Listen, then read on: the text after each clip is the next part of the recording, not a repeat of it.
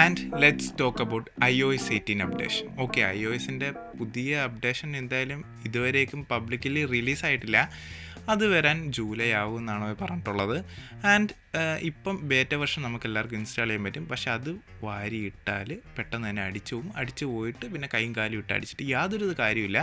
Then wait ചെയ്യുക. അതിനുശേഷം publicly release അതിന് ശേഷവും വെയിറ്റ് ചെയ്യുക. എന്നിട്ട് ആർക്കെങ്കിലും നിങ്ങൾ ഉപയോഗിക്കുന്ന സെയിം മോഡലിന് എന്തെങ്കിലും പ്രശ്നമുണ്ടോയെന്ന് നമുക്ക് കണ്ടറിയാം. കുറച്ചുള്ള ഡീറ്റെയിൽസ് കിട്ടിയതിന് ശേഷം മാത്രം എടുത്ത് ഫോണിലിടുക. അടിച്ചു പോയിട്ട് വാറൻറ്റി കവറേജ് ഒന്നും ഇല്ലെങ്കിൽ നോക്കിയിരിക്കാനേ പറ്റത്തുള്ളൂ. ദെൻ അവരുടെ ആപ്പിൾ ഈവൻറ്റിൽ അവരുടെ ഇൻട്രോ ഞാൻ വല്ലാതെ എക്സൈറ്റിങ്, എനിക്ക് വല്ലാതെ ഇഷ്ടപ്പെട്ടു.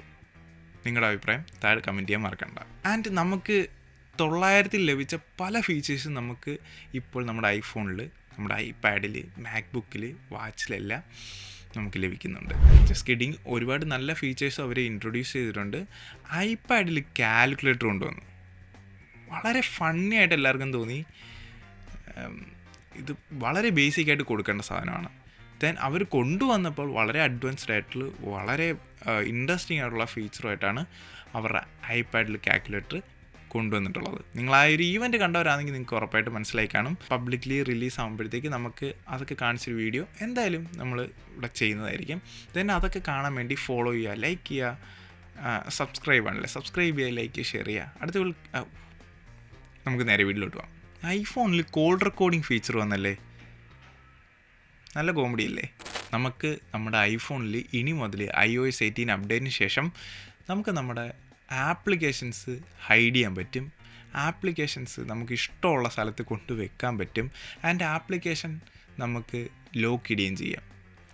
ഇതൊക്കെ ഞാൻ വളരെ ചൈൽഡായിട്ടിരുന്നപ്പം സ്മാർട്ട് ഫോൺ ഉപയോഗിക്കാൻ തുടങ്ങിയപ്പം ഞാൻ ഇത് കണ്ടിട്ടുണ്ട്, ഉപയോഗിച്ചിട്ടുണ്ട്, ഇട്ടിട്ടുണ്ട്. അറിയാലോ അന്നത്തെ ഒരു ആൻഡ് ആപ്പിളിൽ ഗെയിമിംഗ് മോഡ് കൊണ്ടുവന്നിട്ടുണ്ട്. ആൻഡ് നമുക്കെല്ലാവർക്കും അറിയാം ആപ്പിളിൽ പെർഫോമൻസ് വളരെ ദി ബെസ്റ്റാണ്.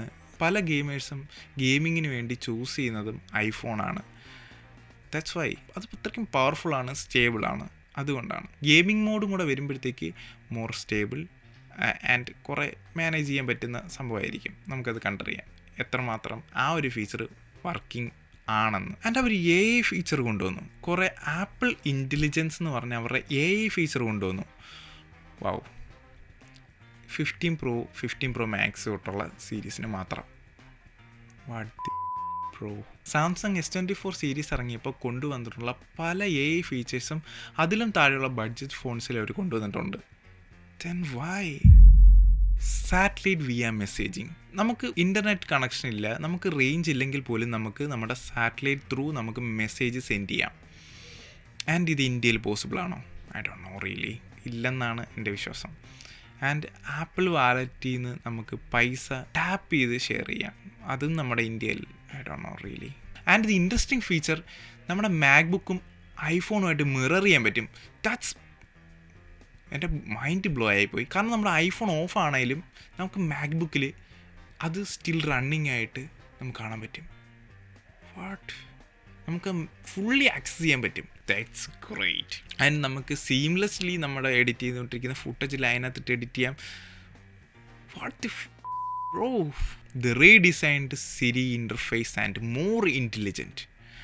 സിരി മൊത്തത്തിൽ മാറി, സിരിയുടെ ഇൻ്റർഫേസ് മാറി, സിരി പോപ്പപ്പ് ചെയ്യുന്ന രീതി മാറി, സിരിയുടെ ബുദ്ധി മാറി.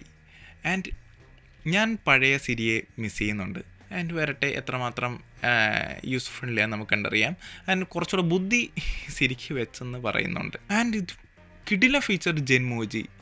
നമുക്ക് നമ്മുടെ ഇഷ്ടാനുസരണം പ്രോംപ്റ്റ് കൊടുത്തിട്ടോ അല്ലാതെയൊക്കെ നമുക്കിഷ്ടപ്പെട്ട ഇമോജി ക്രിയേറ്റ് ചെയ്യാൻ പറ്റും. ഞാൻ ഒരുപാട് ആഗ്രഹിച്ച ഒരു ഫീച്ചറായിരുന്നു അത്. വളരെ ഇൻട്രസ്റ്റിംഗ്ലി അത് ഉപയോഗിക്കാൻ ഞാൻ കാത്തിരിക്കുകയാണ്. നമ്മുടെ ഫോട്ടോ ആപ്ലിക്കേഷനില്ലേ, അത് ഫുള്ളി മാറി. ഫുള്ളി അതിൻ്റെ അറേഞ്ച്മെൻറ്റും എല്ലാ അലൈൻമെൻറ്റും എല്ലാം മാറി. ആൻഡ് നമുക്ക് ഏതെങ്കിലും ഒരു വീഡിയോ ഒരുപാട് നാളായി നമ്മൾ എടുത്തിട്ട്, പക്ഷേ അതിനകത്ത് എന്തൊക്കെ കണ്ടൻറ്റ് നമുക്കറിയാം. അതിനകത്ത് ഇടയ്ക്കൊരു പട്ടി ഓടുന്നുണ്ടാവായിരിക്കാം, അതിനകത്ത് നമ്മൾ ഒരു ജമ്പ് ചെയ്യുന്നുണ്ടായിരിക്കാം, ഒരു ലെങ്തി വീഡിയോ ആണ്, അതിനകത്ത് നമ്മൾ ചാടുന്നുണ്ടായിരിക്കും, ഓടുന്നുണ്ടായിരിക്കും. എന്തെങ്കിലും ഒരു ആക്ടിവിറ്റി നമ്മൾ എഴുതി കൊടുത്താൽ ആ ഒരു വീഡിയോ നമുക്ക് കണ്ടുപിടിക്കാൻ പറ്റും വളരെ സിമ്പിളായിട്ട്. Real good, I like it. Lock സ്ക്രീനിൽ നമുക്ക് ടോർച്ചും ക്യാമറയും മാത്രമായിരുന്നു ഇത്രയും നാളും ആക്സസ് ചെയ്യാൻ പറ്റിയിരുന്നത്. ആൻഡ് ഇനി അങ്ങനെയല്ല, നമുക്ക് ഇഷ്ടപ്പെട്ട സാധനം അവിടെ കൊണ്ടുവന്നിടാം. ആൻഡ് ഇഷ്ടപോലെ ഉപയോഗിക്കുകയും ചെയ്യാം. ആൻഡ് ഐഫോണിൽ ഡാർക്ക് മോഡ് ഓൺ ആക്കുമ്പോഴത്തേക്ക് അത് നമുക്ക് മൊത്തത്തിൽ മനസ്സിലാവും. നമ്മുടെ ഹോം പേജിലുള്ള എല്ലാ ആപ്ലിക്കേഷൻസിനും അതും അഫക്റ്റ് ചെയ്യും. മീൻസ് അതിനെല്ലാം കുറച്ച് ഡാർക്കർ ഫീൽ കിട്ടും. ആൻഡ് നമ്മുടെ വാച്ചിൽ, ആപ്പിളിൻ്റെ വാച്ചിൽ നമ്മൾ ഐഫോണിലൊക്കെ കാണുന്ന പോലുള്ള ഏതെങ്കിലുമൊക്കെ സബ്ജക്റ്റ് വരുമ്പോഴത്തേക്ക് ബാക്ക്ഗ്രൗണ്ടിൽ ആ ഒരു ടൈമിങ്ങിൻ്റെ ഒരു സംഭവം ഉണ്ടല്ലോ, അതേപോലുള്ള വാൾപേപ്പേഴ്സ് നമുക്ക് ഇനി നമ്മുടെ വാച്ചിലിടാൻ പറ്റും. അത് ഇൻട്രസ്റ്റിംഗ് ആയിട്ട് തോന്നി. ഇത്രയൊക്കെയാണ്. ഇതിലും കൂടുതൽ ഫീച്ചേഴ്സ് വന്നിട്ടുണ്ട്. കുറച്ച് റെലവൻ്റ് ആയിട്ട് തോന്നി, കുറച്ച് സംസാരിക്കണമെന്ന് തോന്നിയ ഫീച്ചേഴ്സ് ഇതൊക്കെയാണ്. ഓക്കെ, നിങ്ങൾക്ക് ഇതിനെക്കാട്ടി കൂടുതൽ എന്തെങ്കിലും തോന്നുന്നുണ്ട്, എന്തെങ്കിലുമൊക്കെ കാര്യം പറയാനുണ്ടെങ്കിൽ ഉറപ്പായിട്ട് കമൻറ്റായിട്ട് രേഖപ്പെടുത്തുക. നമുക്ക് അതിനെക്കുറിച്ച് കൂടുതൽ സംസാരിക്കാം.